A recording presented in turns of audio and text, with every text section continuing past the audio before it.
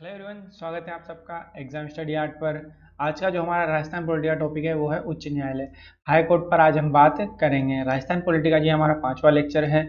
उम्मीद करता हूँ आप लोगों को यहाँ पर बहुत कुछ जानने को मिल रहा होगा। तो चलिए आइए वीडियो की शुरुआत करते हैं, परंतु उससे पहले जो भी इस चैनल पर नए हैं उस चैनल को सब्सक्राइब करें और वीडियो अच्छा लगे तो लाइक करना ना भूलें। उच्च न्यायालय से रिलेटेड कुछ क्वेश्चन है, अगर इनके जवाब आपको पता है तो आप मुझे कमेंट बॉक्स में बताएं, अदरवाइज जो है इनके बारे में हम आगे बात करेंगे। किस अनुच्छेद के अनुसार न्यायाधीशों का एक उच्च न्यायालय से दूसरे उच्च न्यायालय में स्थानांतरण कौन करता है? इसमें आपको बताना है कि कौन से अनुच्छेद के तहत और किसके द्वारा जो है ये इनका स्थानांतरण किया जाता है, ये बताना है। कौन सा अनुच्छेद कहता है कि प्रत्येक राज्य का एक उच्च न्यायालय होगा? मुख्य न्यायाधीश अन्य न्यायाधीशों को अपना त्यागपत्र देते हैं। किसको अपना त्यागपत्र देते हैं ये आपको इसमें बताना है। वर्तमान में भारत में कितने उच्च न्यायालय हैं और जो कार्यवाहक मुख्य न्यायाधीश होता है इसकी नियुक्ति किसके द्वारा की जाती है, ये आपको आंसर्स देने हैं। चलिए ये बात करते हैं उच्च न्यायालय के बारे में।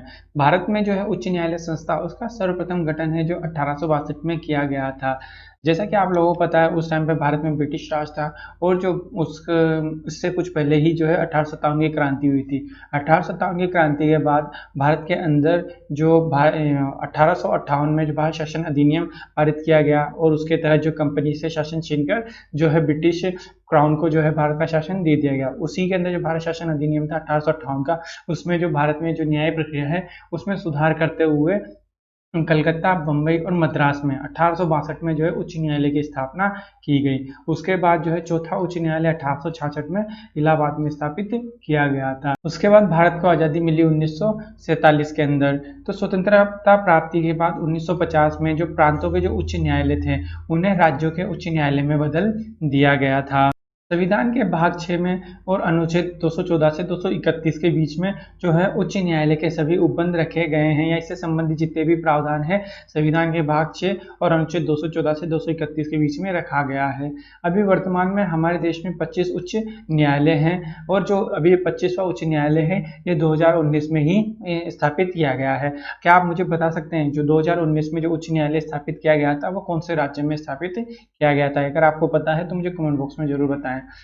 हमारे देश में जो केंद्र शासित प्रदेश है, कितने केंद्र शासित प्रदेश है? 8 केंद्र शासित प्रदेश है। उनमें से केवल जो है दिल्ली में ही, जो दिल्ली है वहीं पर ही उच्च न्यायालय की स्थापना की गई है। वो भी कब की गई थी? 1966 में जो है उच्च न्यायालय की स्थापना की गई थी। दिल्ली एकमात्र ऐसा केंद्र शासित प्रदेश है। कई बार एग्जाम में पूछा गया है कि कौन सा ऐसा केंद्र शासित प्रदेश है जहां पर उच्च न्यायालय की स्थापना की गई थी या फिर दिल्ली में उच्च न्यायालय की स्थापना कब की गई थी। ऐसे क्वेश्चंस बहुत सी बार एग्जाम में पूछे जा चुके हैं, इसलिए आप इसको जो है थोड़ा सा ध्यान रख के रखिएगा। अनुच्छेद 214 के अनुसार भारत के प्रत्येक राज्य के लिए एक उच्च न्यायालय की स्थापना की गई है।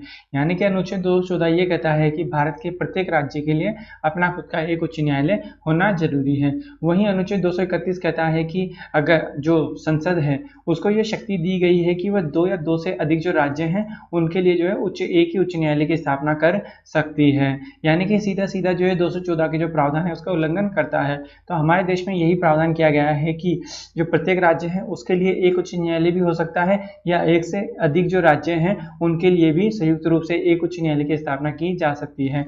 जैसे पंजाब, हरियाणा और जो चंडीगढ़ है उनके लिए एक ही उच्च न्यायालय की स्थापना की गई है। जैसे कि मैंने आपको पूछा था अभी थोड़ी देर पहले कि कौन सा जो राज्य है उसमें 25वां उच्च न्यायालय स्थापित किया गया है, तो 1 जनवरी 2019 को जो है आंध्र प्रदेश के अमरावती में 25वां उच्च न्यायालय स्थापित किया गया है। अब हम इसके उच्च न्यायालय के गठन के बारे में देखते हैं। जो उच्च न्यायालय का जो गठन है वो अनुच्छेद 216 के अंदर बताया गया है कि उच्च न्यायालय का जो गठन है वो एक मुख्य न्यायाधीश और ऐसे अन्य न्यायाधीशों के रूप में मिलकर किया जाएगा जिन्हें राष्ट्रपति द्वारा समय समय पर नियुक्त किया जाएगा। यानी कि जो उच्च न्यायालय है उसके अंदर एक मुख्य न्यायाधीश होगा और उसके अंडर में कुछ जो है कुछ अन्य न्यायाधीश होंगे। ये सभी इन सभी की नियुक्ति जो है राष्ट्रपति के द्वारा की जाएगी। एक क्वेश्चन है आप लोगों के लिए कि 2013 में किन 3 राज्यों में उच्च न्यायालय की स्थापना की गई थी? अगर आपको इसका आंसर पता है तो मुझे कमेंट बॉक्स में बताएं। अनुच्छेद 217 के अंदर जो है उच्च न्यायालय की जो नियुक्ति है उसके बारे में बताया गया है। उच्च न्यायालय के जो न्यायाधीश हैं उनकी नियुक्ति राष्ट्रपति के द्वारा की जाती है तथा जो राष्ट्रपति है उसके द्वारा मुख्य न्यायाधीश और जो संबंधित राज्य का जो राज्यपाल है उससे सलाह ली जाती है, और उसी के बाद जो है उच्च न्यायालय के जो न्यायाधीश हैं उनकी नियुक्ति की जाती है। और जो अन्य न्यायाधीश होंगे उनकी नियुक्ति जो है राष्ट्रपति उच्च न्यायालय का जो मुख्य न्यायाधीश होता है उसकी सलाह पर की जाती है। अन्य जो मुख्य न्यायाधीश के अलावा जो अन्य न्यायाधीश होगा उच्च न्यायालय का, उनकी नियुक्ति जो है उच्च न्यायालय का जो मुख्य न्यायाधीश होगा उससे सलाह ली जाएगी, और उसके बाद जो है राष्ट्रपति के द्वारा अन्य जो न्यायाधीशों की नियुक्ति की जाती है। अनुच्छेद 217 के अंदर उच्च न्यायालय की नियुक्ति के बारे में बताया गया है कि जो उच्च न्यायालय है उसके न्यायाधीश की नियुक्ति राष्ट्रपति के द्वारा की जाती है, तथा जो भारत का जो मुख्य न्यायाधीश है और उस संबंधित राज्य का जो राज्यपाल है उससे सलाह लेकर ही जो है राष्ट्रपति उस संबंधित उच्च न्यायालय के मुख्य न्यायाधीश की नियुक्ति करता है। एक बार जब मुख्य न्यायाधीश की नियुक्ति हो जाती है उसके बाद उस जो राष्ट्रपति है उस उच्च न्यायालय के जो मुख्य न्यायाधीश होगा उससे सलाह लेकर अन्य जो न्यायाधीश होते हैं उनकी नियुक्ति की जाती है। उच्च न्यायालय के न्यायाधीश नियुक्त होने के लिए संविधान में कुछ योग्यताओं का प्रावधान किया गया है, जैसे कि वह भारत का नागरिक होना चाहिए, या फिर उच्च न्यायालय या अन्य जो न्यायालय हैं उनमें 10 वर्ष तक वह अधिवक्ता रह चुका हो, यानी कि 10 वर्ष तक जो है वो वकालत या वकील के रूप में नियुक्त रह चुका हो, उसने अपनी जो है प्रोफेशन 10 वर्ष तक जो है किया गया हो, या फिर कम से कम जो है 10 वर्ष तक न्यायिक पद पर वो कार्य करने का उसे अनुभव हो, तो उच्च न्यायालय के जो है न्यायाधीश के लिए जो है नियुक्त किया जा सकता है। और संविधान में इनके वेतन भत्ते के बारे में भी बताया गया है कि जो उच्च न्यायालय के न्यायाधीश हैं उनके वेतन और भत्ते संचित निधि पर भारित होते हैं। जो भारत की संचित निधि होती है उन्हीं से है जो है इनके जो वेतन भत्तों की जो है सुरक्षा दी गई है, ताकि जो उच्च न्यायालय की जो स्वतंत्रता है उसे बनाया रखा जा सके। इसीलिए जो है इनके जो वेतन भत्ते भारत की संचित निधि पर भारित किए गए हैं। उच्च न्यायालय के जो न्यायाधीश होते हैं उनके कार्यकाल के बारे में बात करते हैं। उच्च न्यायालय का न्यायाधीश है जो उसकी जो 62 वर्ष की आयु तक वो जो है अपने पद पर बना रह सकता है।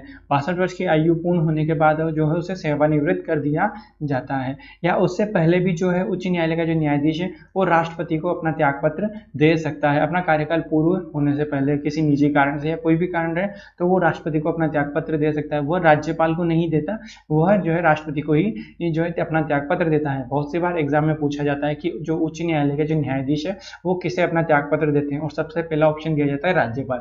और जो क्योंकि राज्य के अंदर होने के कारण जो है बहुत सी बार लोग कंफ्यूज हो जाते हैं, वो राष्ट्रपति को देता है या राज्यपाल को, नहीं, वो किसको देता है, ओनली राष्ट्रपति को जो अपना त्यागपत्र देता है। ये आप अच्छे से ध्यान रखिए। तो उच्च न्यायालय का जो न्यायाधीश होता है वो सिद्ध कदाचार और दुर्व्यवहार इन दो आधार पर ही जो है उसे हटाया जा सकता है।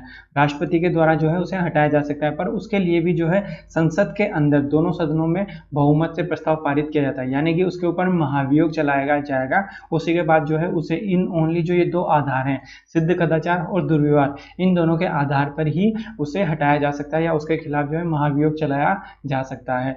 जो राज्य की जो विधानसभा होती है उससे जो है इसका जो राज्य के जो मुख्य न्यायाधीश होते हैं या उच्च न्यायालय के जो न्यायाधीश होते हैं उनसे कोई संबंध नहीं होता, उनके महाभियोग से कोई संबंध नहीं होता। इनका जो महाभियोग है उच्च न्यायालय के न्यायाधीशों का वो संसद के अंदर ही चलाया जा सकता है, राज्य विधानमंडल के अंदर नहीं। ये भी एग्जाम में पूछा गया है बहुत सी बार कि क्या राज्य की विधानसभा जो है उच्च न्यायालय के मुख्य न्यायाधीश या न्यायाधीश के महाभियोग में पार्टिसिपेट करती है, तो इसका आंसर क्या जाएगा, नहीं। संसद ही जो है इनके ऊपर जो है महाभियोग की प्रक्रिया चला सकती है, वो भी कौन से दो आधार पर, सिद्ध कदाचार और दुर्व्यवहार। ये दोनों आपको ध्यान होने चाहिए अच्छे से, बहुत सी बार एग्जाम में पूछे गए हैं ये। एक क्वेश्चन आप लोगों के लिए है कि कौन से संविधान संशोधन द्वारा उच्च न्यायालय के न्यायाधीश की सेवानिवृत्ति की आयु 62 से सॉरी माफ कीजिएगा 60 से 62 की गई है। इसका अगर आपको आंसर बताया तो कमेंट बॉक्स में मुझे बताएं।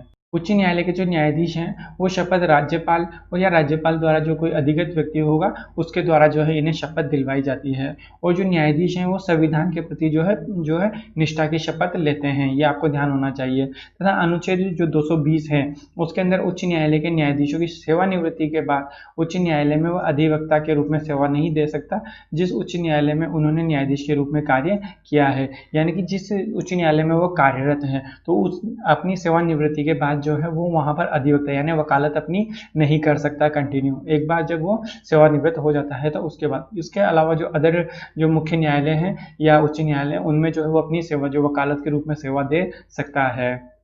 एक क्वेश्चन आप लोगों के लिए एक और है कि जो मुख्य न्यायाधीश और जो अन्य न्यायाधीश हैं ये किसको अपना त्यागपत्र देते हैं। ये भी थोड़ी देर पहले मैंने आपको बताया, तो आप कमेंट बॉक्स में इसका मुझे आंसर दें। कार्यवाहक मुख्य न्यायाधीश अनुच्छेद 223 ये प्रावधान करता है कि उच्च न्यायालय के अंदर यदि मुख्य न्यायाधीश है उसका पद यदि रिक्त है, यानी कोई भी अभी मुख्य न्यायाधीश के पद पर नियुक्त नहीं किया गया है, तो राष्ट्रपति उच्च न्यायालय के किसी भी न्यायाधीश को कार्यवाहक मुख्य न्यायाधीश के रूप में नियुक्त कर सकता है। यानी कि अगर जो उच्च न्यायालय है उसमें अगर मुख्य न्यायाधीश का पद रिक्त है तो अनुच्छेद 223 के अंदर जो है हमारे ये प्रावधान, ये जो कार्यवाहक मुख्य न्यायाधीश है इसका प्रावधान किया गया है। राष्ट्रपति के द्वारा उच्च न्यायालय का कोई भी न्यायाधीश हो उसे मुख्य न्यायाधीश के रूप में जो है कार्यवाहक मुख्य न्यायाधीश के रूप में नियुक्त किया जा सकता है। हमारे संविधान में एक अपर या अतिरिक्त न्यायाधीश यह इसका प्रावधान भी किया गया है अनुच्छेद 224 के अंदर। इसके अंदर क्या किया गया है, जो अगर हम जो उच्च न्यायालय है उसके कार्यों में वृद्धि हो जाए या पहले से जो मामले हैं वो लंबित होते चले जाए, तो राष्ट्रपति और भारत का जो मुख्य न्यायाधीश है उसके साथ विचार विमर्श करके ऐसे व्यक्ति को जो है उच्च न्यायालय के न्यायाधीश के रूप में जो योग्यता रखता हो और 2 वर्ष के लिए उन्हें उच्च न्यायालय के अतिरिक्त न्यायाधीश के रूप में नियुक्त कर सकता है। यानी कि जो अनुच्छेद 224 है उसमें अपर या अतिरिक्त जो मुख्य न्यायाधीश का जो है वो प्रावधान ऐसा किया गया है कि यदि जो उच्च न्यायालय के कार्य में वृद्धि हो गई है या जो लंबित मामले हैं वो बढ़ते जा रहे हैं, जैसा कि अभी भारत में हो रहा है। भारत में अभी एक रिपोर्ट के अनुसार 3.5 करोड़ जो है मामले अभी जो है विचाराधीन है, यानी कि जो केसेस है वो बहुत बढ़ते ही जा रहे हैं। तो ऐसे ही अगर किसी उच्च न्यायालय में होता है तो जो भारत का राष्ट्रपति है और जो मुख्य न्यायाधीश है भारत का जो मुख्य न्यायाधीश उससे सलाह या विचार विमर्श करके जो है उस उच्च न्यायालय के न्यायाधीश बनने की अगर कोई योग्यता रखता है, कोई जो सेवानिवृत्त न्यायाधीश होगा, तो उसको 2 वर्ष के लिए जो है उच्च न्यायालय के अतिरिक्त न्यायाधीश के रूप में नियुक्त कर सकता है। अनुच्छेद 222 के तहत राष्ट्रपति भारत के मुख्य न्यायाधीश के साथ विचार विमर्श कर उच्च न्यायालय के न्यायाधीशों का स्थानांतरण करता है। यानी कि जो उच्च न्यायालय के न्यायाधीश है उनके स्थानांतरण की जो शक्ति है राष्ट्रपति को दी गई है, परंतु वो जो है ये कार्य उच्च न्यायालय का जो मुख्य न्यायाधीश है उसके विचार विमर्श पर ही कर सकता है। अनुच्छेद 215 के तहत ये बताया गया है कि जो उच्च न्यायालय है वो अभिलेख न्यायालय के रूप में कार्य करते हैं। अभिलेख न्यायालय का मतलब ये है कि जो उच्च न्यायालय के जो भी आदेश होंगे या जो भी किसी भी केस पर निर्णय दिया जाता है उसे अभिलेख के रूप में जो है सुरक्षित रखा जाता है। यानी कि आगे कभी भी वैसा कोई मामला आता है तो जो ये जो अभी निर्णय दिया गया है उसको देखते हुए जो उच्च न्यायालय अपना निर्णय दे सकता है। अनुच्छेद 226 के तहत उच्च न्यायालय को भी रिट जारी करने का अधिकार प्रदान किया गया है। जैसे अनुच्छेद 32 के तहत उच्चतम न्यायालय को रिट जारी करने का अधिकार प्रदान किया गया है, वैसे ही अनुच्छेद 226 के तहत जो उच्च न्यायालय को रिट जारी करने का अधिकार दिया गया है। परंतु जो उच्च न्यायालय की जो रिट है वो उसका जो है क्षेत्र वो काफ़ी विस्तृत है, क्योंकि जो उच्चतम न्यायालय या सुप्रीम कोर्ट है वो सिर्फ अधिकारों के उल्लंघन पर ही जो है रिट जारी कर सकता है, परंतु जो उच्च न्यायालय है वो मूल अधिकारों के उल्लंघन के साथ जो अन्य अधिकार, जो कानूनी अधिकार जो संविधान ने भारत के नागरिकों को दिए हैं उनके संबंध में भी उच्च न्यायालय के अंदर जो है रिट लगाई जा सकती है। ये बहुत सी बार क्वेश्चन पूछा गया है कि क्या जो सुप्रीम कोर्ट है उसकी जो अधिकार क्षेत्र, उच्च रिट का अधिकार क्षेत्र अधिक है या उच्च न्यायालय के जो है रिट का अधिकार क्षेत्र अधिक है, इसके बारे में बहुत सी बार एग्जाम में पूछा गया है। तो आपको ये पता होना चाहिए कि अनुच्छेद 226 के तहत जो उच्च न्यायालय का जो रिट क्षेत्र है वो उच्चतम न्यायालय से अधिक होता है, क्योंकि उच्च न्यायालय जो है मूल अधिकारों के हनन प्लस जो कानूनी अधिकार है उनके हनन पर भी जो है उच्च न्यायालय में रिट जारी की जा सकती है। अनुच्छेद 227 के तहत उच्च न्यायालय को अपने अधीन आने वाले सभी न्यायालयों को अधीक्षण करने का अधिकार है। यानी कि जो उच्च न्यायालय के अंदर जो भी अधीनस्थ न्यायालय आते हैं उन सभी का जो है उनके प्रशासन की या उनकी जो भी कार्य का जो संचालन होता है उन सभी की जो है जिम्मेदारी उच्च न्यायालय के पास होती है। यानी कि उनमें जो न्यायाधीशों की नियुक्ति की जाती है या उनके जो प्रशासनिक जो पद हैं उन पर जो नियुक्ति की जाती है वो भी उच्च न्यायालय के जो मुख्य न्यायाधीश होता है उससे सलाह मशवरा के बाद ही राज्यपाल के द्वारा की जाती है। यानी वो सारा अधिकार अधीनस्थ न्यायालय का जो अधिकार है वो उच्च न्यायालय के पास होता है। अनुच्छेद 228 के तहत उच्च न्यायालय को अपने अधीनस्थ न्यायालय के विरुद्ध अपील सुनने का अधिकार प्राप्त है तथा उच्च न्यायालय का अधिकारिता केवल दीवानी और फौजदारी मामले में होती है। यानी कि अधीनस्थ न्यायालय के द्वारा अगर कोई निर्णय दिया गया है तो उसके विरुद्ध जो अपील है उच्च न्यायालय के अंदर की जा सकती है। वो कौन से मामले पर? दीवानी और जो फौजदारी मामले हैं इन 2 मामले पर। जो सैन्य जो अदालतें होती हैं उनके खिलाफ जो है अपील उच्च न्यायालय में नहीं की जा सकती, ये आपको ध्यान रखना है। अनुच्छेद 229 के तहत उच्च न्यायालय के अधिकारी और कर्मचारी की नियुक्ति मुख्य न्यायाधीश द्वारा की जाती है। जैसा कि आपको मैंने पहले बता चुका हूँ, जो उच्च न्यायालय के जो भी अधिकारी और जो कर्मचारी होते हैं वो उनकी नियुक्ति मुख्य न्यायाधीश के द्वारा ही की जाती है। अनुच्छेद 233 के तहत राज्यपाल उच्च न्यायालय से विचार विमर्श कर जिला न्यायाधीशों की नियुक्ति करता है। यानी कि जो जिला न्यायाधीश होते हैं या जो जिले में जो न्यायालय होते हैं उनमें न्यायाधीशों की नियुक्ति राज्यपाल के द्वारा उच्च न्यायालय से विचार विमर्श के बाद ही अनुच्छेद 233 के तहत की जाती है। अनुच्छेद 234 में यह बताया गया है कि जो जिला न्यायाधीश है, इसके अलावा अन्य जो न्यायिक सेवा के अधिकारी हैं उनकी नियुक्ति राज्यपाल द्वारा उच्च न्यायालय या जो राज्य लोक सेवा आयोग यानी आरपीसी है उसके द्वारा जो विचार विमर्श पर की जाती है, उनकी नियुक्ति भी राज्यपाल के द्वारा की जाती है। परंतु उच्च न्यायालय और जो वहाँ के राज्य लोक सेवा आयोग उससे जो है जो विचार विमर्श करने के बाद ही जो है उनकी नियुक्ति की जाती है। हाईकोर्ट को भी जो है न्यायिक पुनरावलोकन की जो है शक्ति प्रदान की गई है। जैसे सुप्रीम कोर्ट की तरह ही राज्यों के जो उच्च न्यायालय हैं वो भी कानून से संबंधित मामलों पर न्यायिक समीक्षा का अधिकार उन्हें प्रदान किया गया है। यानी कि राज्य विधानमंडल या संसद के द्वारा कोई कानून पारित किया जाता है और उसके तहत जो है मूल अधिकार का हनन हो रहा है या तो जो है उच्च न्यायालय उसको असंवैधानिक घोषित कर सकता है और इसके निर्णय के विरुद्ध उच्चतम न्यायालय में अपील भी नहीं की जा सकती। यानी कि अगर संसद ने और विधानमंडल के द्वारा कोई कानून पारित किया और वो कानून है जो मूल अधिकारों का हनन कर रहा है, यानी किसी के और उसके ऊपर किसी ने रिट लगा दी जो है उच्च न्यायालय के अंदर, तो उच्च न्यायालय अगर उसे पाता है कि यह मूल अधिकारों का हनन कर रहा है तो उच्च न्यायालय के द्वारा उस नीति को या उस कानून को असंवैधानिक घोषित किया जा सकता है और इस फैसले के विरुद्ध जो है उच्च न्यायालय में अपील भी नहीं की जा सकती। उच्च न्यायालय के अनुच्छेद 13A और अनुच्छेद 226 के अंतर्गत न्यायिक समीक्षा की शक्ति प्रदान की गई है। जो उच्च न्यायालय है वो अनुच्छेद 13A और अनुच्छेद 226 जो रिट का उसे है दिया गया है, अधिकार दिया गया है, उसके अंदर जो है वो जो न्यायिक समीक्षा कर सकता है और किसी भी कानून को असंवैधानिक घोषित कर सकता है। चलिए अब बात करते हैं राजस्थान उच्च न्यायालय के बारे में कुछ, क्योंकि जो राजस्थान के एग्जाम है जैसे पटवारी, आरएस और पुलिस के और भी जो एग्जाम है उनमें राजस्थान का जो उच्च न्यायालय इसके संदर्भ में काफ़ी क्वेश्चंस पूछे जाते हैं। तो उसी संदर्भ में जो कुछ इंपॉर्टेंट पॉइंट्स हैं उनके बारे में हम देख लेते हैं। जो राजस्थान का उच्च न्यायालय है उसकी स्थापना 29 अगस्त 1949 को सवाई मानसिंह द्वितीय के द्वारा की गई थी या उनके द्वारा उद्घाटन किया गया था। उस टाइम पर इसमें एक मुख्य न्यायाधीश और 11 अन्य न्यायाधीश थे। ये बहुत सी बार पूछा गया है कि जब राजस्थान के उच्च न्यायालय की उद्घाटन किया गया था, स्थापना की गई थी, उस टाइम पर जो है राजस्थान के अंदर कितने न्यायाधीश थे, 1+11 या 1+12, ऐसे काफ़ी बार एग्जाम में पूछा गया है। तो आपको ध्यान रखना है एक मुख्य न्यायाधीश और 11 अन्य न्यायाधीश, यानी टोटल 12 न्यायाधीश जो उच्च न्यायालय के अंदर, जो राजस्थान का उच्च न्यायालय था शुरुआत में, उसके अंदर थे। 1 नवंबर 1956 को जब राज्य का पुनर्गठन हो गया, उसके बाद जो सत्यनारायण समिति थी उसकी सिफारिश पर 1958 को उच्च न्यायालय का स्थानांतरण जोधपुर कर दिया गया। यानी कि पहले जो उच्च न्यायालय था वो जयपुर के अंदर था, परंतु उसके बाद जो सत्यनारायण समिति थी उसने सिफारिश की कि जो राजस्थान का उच्च न्यायालय वो जोधपुर में स्थानांतरित कर दिया जाए। तो 1958 को जो है राजस्थान के उच्च न्यायालय का स्थानांतरण जोधपुर में कर दिया गया था। जो जयपुर की बेंच थी 1958 को समाप्त कर दी गई और जोधपुर में स्थानांतरण कर दिया गया, परंतु जो एक और बेंच जो है 1977 को पुनः वापस से जयपुर में स्थापित की गई। राजस्थान के उच्च न्यायालय के मुख्य न्यायाधीश सहित 50 न्यायाधीश हैं। अभी जो राजस्थान के अंदर जो उच्च न्यायालय के अंदर जो है एक मुख्य न्यायाधीश सहित जो है 50 अन्य न्यायाधीश हैं। यानी जो राजस्थान का उच्च न्यायालय है उसमें टोटल 51 न्यायाधीश हैं, ये आपको पता होना चाहिए। राजस्थान के उच्च न्यायालय के प्रथम न्यायाधीश जो थे कमलकांत वर्मा थे।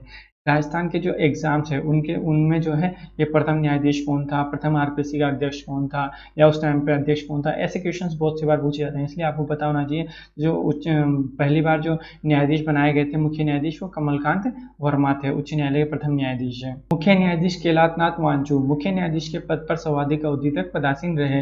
यानी श्री केलातनाथ वांचू थे वो राजस्थान के ऐसे मुख्य न्यायाधीश रहे जो सबसे अधिक जो अवधि तक जो है ये मुख्य न्यायाधीश के पद पर बने रहे थे। ये भी एग्जाम के पॉइंट ऑफ व्यू से काफी ज्यादा इंपॉर्टेंट है। शरद कुमार घोष राजस्थान के मुख्य न्यायाधीश भी रह चुके हैं और राजस्थान जो लोक सेवा आयोग है उसके भी अध्यक्ष रह चुके हैं। ये क्वेश्चन जो है आरएस के अंदर पूछा गया है, आरएस शायद 2018 के अंदर पूछा गया है कि जो या फिर एसआई के अंदर पूछा गया है कि राजस्थान का जो ऐसा कौन सा मुख्य न्यायाधीश रहा है जो राजस्थान के उच्च न्यायालय के न्यायाधीश के साथ राजस्थान की जो लोक सेवा आयोग है उसका भी अध्यक्ष रह चुका है। तो इसका आंसर क्या होगा? शरद कुमार घोष। 1 नवंबर 1956 को राजस्थान को जब ए श्रेणी का यानी राज्य का दर्जा दिया गया, उसके बाद जो है राजस्थान के अंदर 7 न्यायाधीश ही रह गए थे, यानी कि 1+6 का जो है रेशो रहा था, एक मुख्य न्यायाधीश सहित 6 अन्य न्यायाधीश, यानी न्यायाधीशों की संख्या घटा दी गई थी उसके बाद। इसी नोट पर हम अपना वीडियो समाप्त करते हैं। उम्मीद करता हूँ आपको वीडियो अच्छा लगा होगा। अगर आपको वीडियो अच्छा लगा तो इसे लाइक करें और सब्सक्राइब करना ना भूलें। Thank you so much.